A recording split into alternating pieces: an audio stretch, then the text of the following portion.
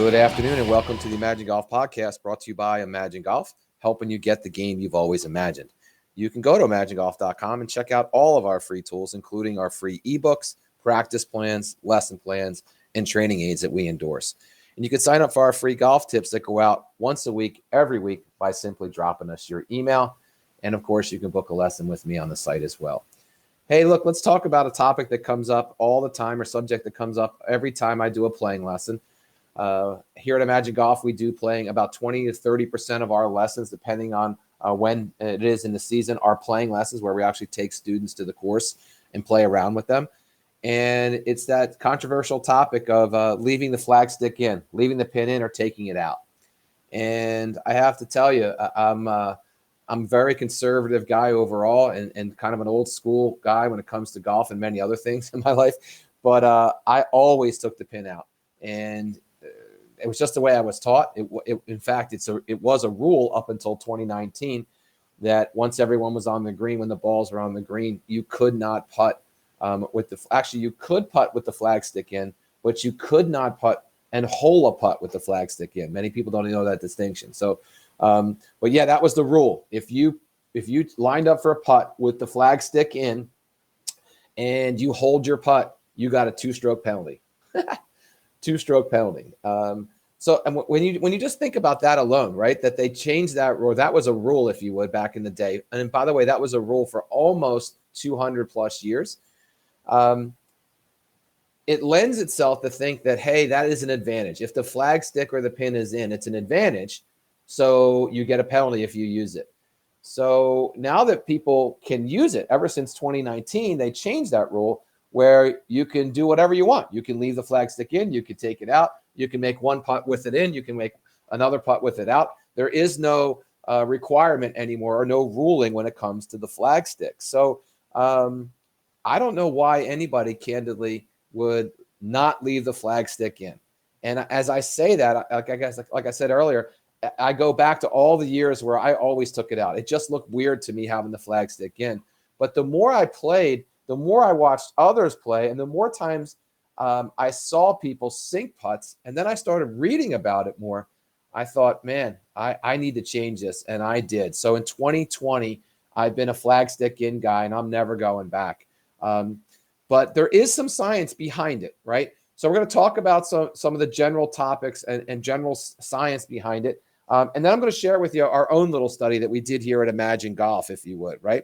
So just a few things about leaving the flagstick in. So 90% of the time, flagsticks are made of fiberglass, right? Only in the U.S. Open, they're made of aluminum. But the majority, 97% of all flagsticks that we'll ever come across are made of fiberglass. So if they're fiberglass, the chances are that when that putt or that ball hits that fiberglass stick, it's going to go in. Very rarely will it hit a fiberglass stick or flag stick and bounce out of the hole. Less than 5% of the time. So there again, when you just think about that alone, you should leave it in. The other thing is that, look, I had a chance to meet Dave Peltz. God, that was probably in 2014. And we're going to actually do a whole nother episode on that meeting, if you would. I had a chance to spend about a half hour with him at his home in Austin, Texas. But he has an incredible facility in Austin, Texas. He calls it his laboratory. And for those who don't know Dave Peltz, he is the forefather, if you would, of short game training. And what I mean by that is there was no such thing before him.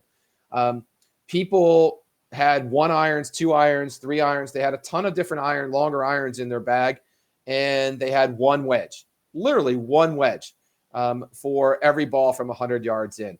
And this guy came about, former NASA scientist, and really changed the game forever. He is a holder of like 17 different patents, including some that we all know. The 60-degree wedge, he patented that. The 64-degree wedge, he has a patent for that. And the 2-ball putter. Funny story there. He hates a 2-ball putter. And the reason for that is that he invented it. He tried to market it, and it fell flat on its face. And he sold the patent to Callaway for $250,000. and which sounds like a lot of money. To this day, Callaway has sold 5 million plus 2-ball putters. So it's not a good subject to talk about with him for sure. But anyway, the reason I bring him up is that NASA scientist in him is what makes him tick, and he put a lot of science into our science and study into this topic, and he's a firm believer that leaving the stick in, you'll make more putts. All right, how many more putts? You'll make about 10 to 15% more putts if you leave the flag stick in. And that's not from me, that's from him. So again, that's all I need to hear to know that I made the right decision, right? So when you're putting, do yourself a favor and try it. I know it's awkward. I know it feels weird. It does make the game go a little faster, I can tell you that. My son and I are both stick-in guys, and our rounds go not a lot faster, but they definitely go faster than in the past. So, but leave the flag stick in. All right. When you chip, it's a no-brainer. In fact, let's talk about that real quick. I never really understood that. You'll take the flag stick out or leave it in, when you're chipping in case it hits it and goes in, but you have a 30-plus foot putt and you're going to take it out. So it doesn't make any sense to me. So there again, let's try it. Leave the flag stick in and try it for at least 3 rounds. All right. 3 rounds will give you an idea of, hey, what it feels like. Can you put up with what it feels like? And more importantly than that, does it perform? Let me share with you what our little study did and how it performed for us, right? We took 20 of our top golfers. So by top golfers, those with a 5-6 handicap and below. And we had them putt over a 3-day period. Okay. And over that 3-day period, we hit almost 1,000 putts each, right? So 20 students at almost 1,000 putts each. And the results and the comments were over the top. Of course, we had the naysayers that said, hey, it was horrible. What a waste of my time. You owe me a lesson, Daniel. So, but by and large, it was positive feedback. And many of the naysayers actually came around when they saw the data. Here are the top 3 things that came out of our study, if you would. 80% of the golfers that were in our study said it was easier to aim their putts at the flag. All right. That they had better aim. 80% of them. 60% of them said they felt like it was better performance, like that everything just felt better. And I know what you're saying. Hey, Daniel, these things are subjective. Of course they are.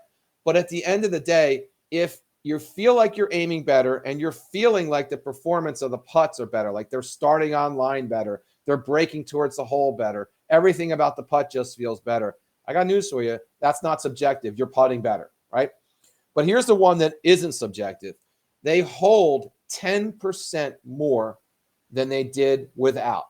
So in our survey, we broke it in half. So just under 500 with the flag stick in and 500 without it.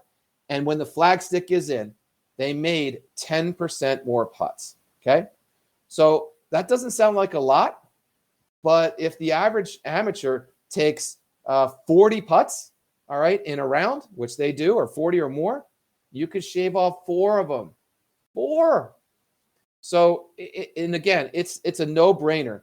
Give it a shot. Now, again, if you're listening to this saying, oh man, 10% of the time it hit the flag stick and went in. No, that's not the case at all. All right.